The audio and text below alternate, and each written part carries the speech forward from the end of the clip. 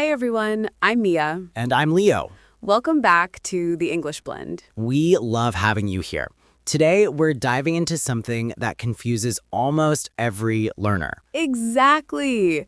Have you ever been watching a movie and heard a word, and then you read a book and see the spelling is totally different? Or maybe you learned trousers in school, and then someone from North America says pants, and you think, wait, which one is correct?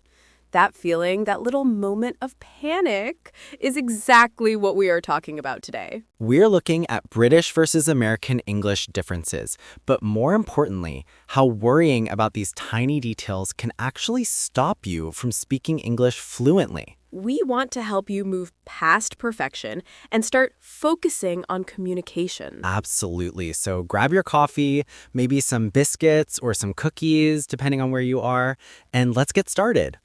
So let's start with two very important words, Leo. Fluency and accuracy. They sound similar, but they are very different goals. They are, and understanding the difference is key to learning any language. When we talk about accuracy, we mean getting everything perfectly correct. The perfect grammar, the perfect spelling, the perfect pronunciation, right? Yes, accuracy is knowing that American English uses color, no U, and British English uses color with a U. Accuracy is knowing that in the UK, they might use the present perfect tense more often, like I have lost my keys. And that's necessary when you're taking an exam or writing a formal essay. You need high accuracy for those things. But then there is fluency. Fluency is about communication. It means you can speak smoothly, without too many long pauses, and the listener can get your point across. That's our first useful phrase, by the way. To get your point across means the other person understands your main idea, even if your grammar isn't 100% perfect. You might miss a preposition or use the wrong article, but the core message is understood. Exactly. Imagine you are in a cafe in London. You want a takeaway coffee. You say, "Can I get a coffee to go?" That's American English usually. A British speaker might say, "Can I have a coffee to take away?" But what happens, Leo, if you say, "Can I get a coffee to go" in London? They will totally understand you. The barista isn't going to stop you and say, "Excuse me, sir, that is an American idiom. Please use to take away or I cannot serve you." That would be a silly situation. It would be very silly. Fluency means you got your coffee quickly and efficiently. Accuracy means you use the regionally correct phrase. For everyday speaking, we almost always prioritize fluency. It's about being able to move the conversation forward. If you stop speaking because you're trying to remember if the correct word is flat, British, or apartment, American, you hit a wall. Ooh, to hit a wall. That's our second phrase. When you hit a wall, it means you stop suddenly because you face a big difficulty or problem. Yes, you might hit a wall in your studies, or you hit a wall in a conversation because you can't remember the exact vocabulary. And that happens all the time when learners worry too much about the tiny differences between UK and US English. They stop, they overthink the regional variation, and they hit a wall. You need to keep the momentum going. If you use apartment and you are speaking to someone British, they understand. If you use lift, British, and you are talking to someone American, they understand you mean elevator. The message is clear. The goal isn't to sound exactly like a native speaker from a specific city. The goal is to be understood globally. And the beautiful thing about English is that most differences, whether pronunciation, spelling, or vocabulary, do not prevent understanding. That's why we always say communication, not perfection. If you are accurate, that's wonderful. But if you are fluent, you are succeeding. So let's move on to the biggest block for fluency: grammar anxiety. Grammar blocks fluency for so many people, especially those who studied English primarily in a classroom, the traditional way. They learned long lists of rules. They know all the irregular verbs perfectly. They can identify the passive voice. Right. But then they open their mouth to speak, and their brain goes, wait, do I use the present perfect continuous here? Did I check the preposition? Should I use will or going to? And the moment you start calculating the grammar rule, you stop being fluent. You pause for too long, you lose the connection with the person you are talking to. This is especially true when mixing US and UK English rules. For example, the use of the past tense versus the present perfect. In British English, you might often hear, "I've just had lunch," or "Have you seen John lately?" They use the present perfect for recent actions. Correct. In American English, it's very common to use the simple past tense, even for recent things. I just ate lunch, or did you see John lately? And the person listening honestly did not notice the difference until the speaker pointed it out. They already understood the core message. The person finished eating lunch. Grammar is the structure, but fluency is the movement. You can't drive a car if you stop every 10 seconds to check the engine manual. You need to just drive. That's a perfect analogy. The grammar rules are important for understanding how the language is built. But when you are using the language, you need to trust your instinct. We call this moving from conscious learning to subconscious using. When you learn the rule, it's conscious. When you speak without thinking about the rule, it's subconscious. That's fluency. If you spend all your time worrying about whether you should use gotten American or got British for the past participle of get, you will never finish your sentence. And really, it's not the end of the world if you mix them up. That's our final key phrase for today. It's not the end of the world means it's not a catastrophe. It's not a huge disaster. It's just a small mistake. It's easy to fix. If you use the wrong word or the wrong spelling or the wrong tense, it's not the end of the world. No one is going to judge you severely for trying. You know, right? Learners worry about mixing up UK and US vocabulary, like hood versus bonnet for a car, or trunk versus boot. Those differences are real, sure, but if you use trunk in London, people will probably still figure out you are talking about the back storage area of the car. They might smile, but they won't misunderstand the intent. Unless you say pants in the UK, that's where we get to our short story. This is a famous cultural note about US-UK differences that can cause confusion. The word is pants. In American English, pants means the outer garment covering your legs, like trousers. Everyone wears pants every day in the US. It's a normal, everyday word. But in British English, pants usually refers to underwear. Underwear. Or sometimes it means something is bad or rubbish. Imagine this scenario. A friend of mine, an American, was visiting London. He was talking to a colleague before a big meeting. Oh no. He said, "I hope I don't spill coffee on my new pants before the presentation." He meant his new trousers, his nice formal business attire. And what did the British colleague hear? The colleague stared at him and burst out laughing. He thought my friend was worried about spilling coffee on his new underwear right before the meeting.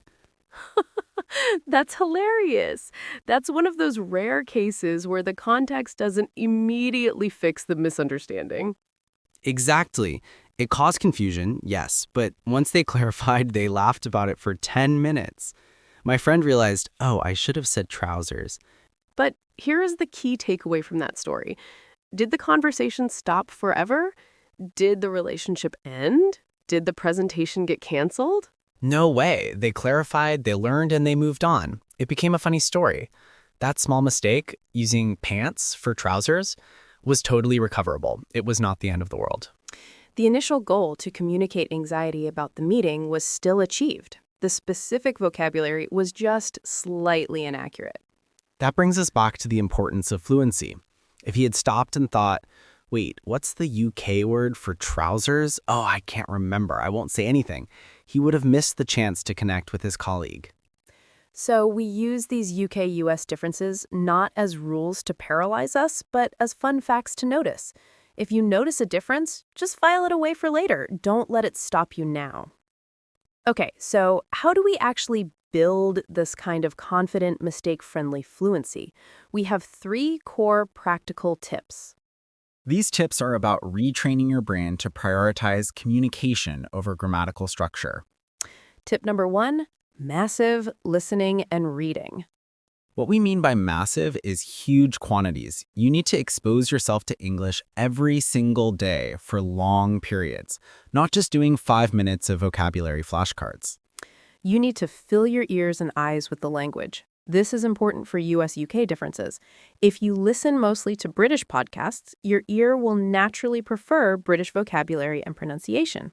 If you watch a lot of American Netflix shows, your ear will get used to the rhythm and vocabulary of US English. This happens subconsciously. The key is that you are building up what we call your language instinct.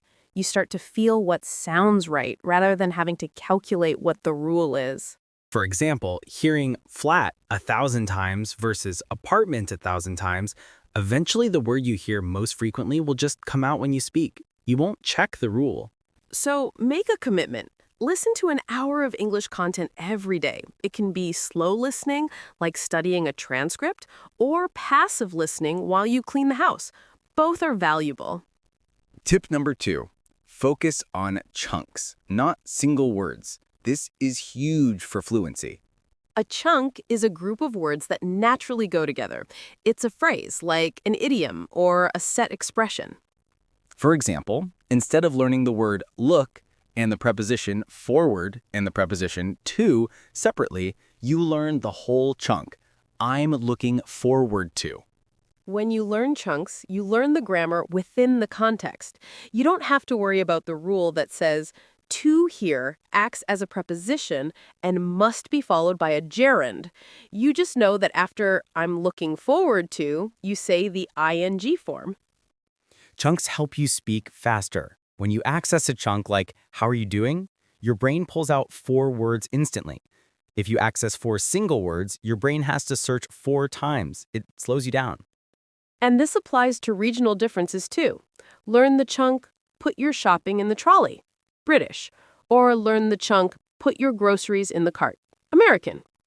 Don't worry about which chunk is better. Just learn the ones you hear most often. If you learn trolley, use trolley. If you meet someone who uses cart, you will quickly understand. The more chunks you have, the more fluently you can express complex ideas.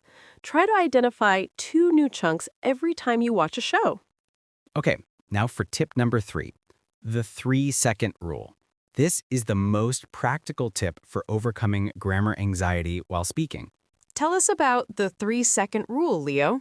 When you are speaking and you feel yourself starting to pause or get stuck because you are calculating grammar, the 3-second rule means you have only 3 seconds to find the perfect word or the perfect rule. 1, 2, 3. If you haven't found the perfect answer by the count of 3, you must say the closest thing that comes to mind and keep moving. You choose fluency over accuracy in that moment. Precisely. Maybe you wanted to say, I should have gone to the shop, but you can only remember I must go shop. It's not accurate, but the meaning is still understandable. The listener gets your point across. And if you stop for 10 or 15 seconds to try and perfectly conjugate that verb, the conversation dies. The person you were talking to becomes impatient or confused. Use the 3-second rule to force yourself past the grammar block. It trains your brain that communication is the priority. And remember, even if you make a small grammatical error because you followed the rule, it's not the end of the world. You can correct it later, or the listener might not even notice. Let's quickly review the useful language we introduced today. These are great chunks for everyday conversation. First, we had to get your point across.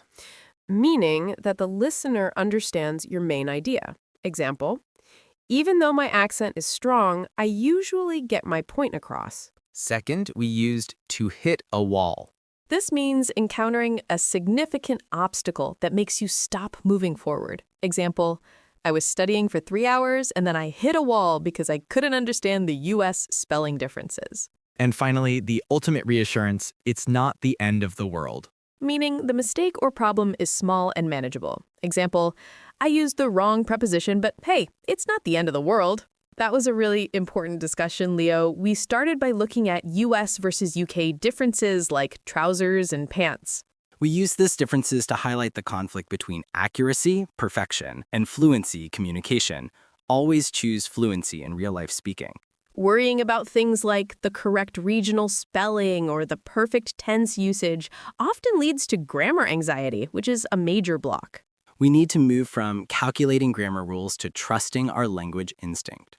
Our practical tips were massive listening to build instinct, focusing on chunks to speed up speaking, and using the 3-second rule to push past paralysis. Remember, if you use trunk instead of boot, or if you mix up your tenses, it is truly not the end of the world. The goal is to get your point across. Don't let those small differences make you hit a wall. Keep practicing every day. Even 5 minutes of listening is better than 0. Try using one of those new chunks today. We hope this helps you feel more confident about speaking English no matter which version you are hearing. Next week, we are going to dive into the world of common work idioms, things you hear in the office all the time. That sounds great. Thank you so much for listening. Bye for now, and see you in the next episode of The English Blend. Yes, see you in the next episode of The English Blend.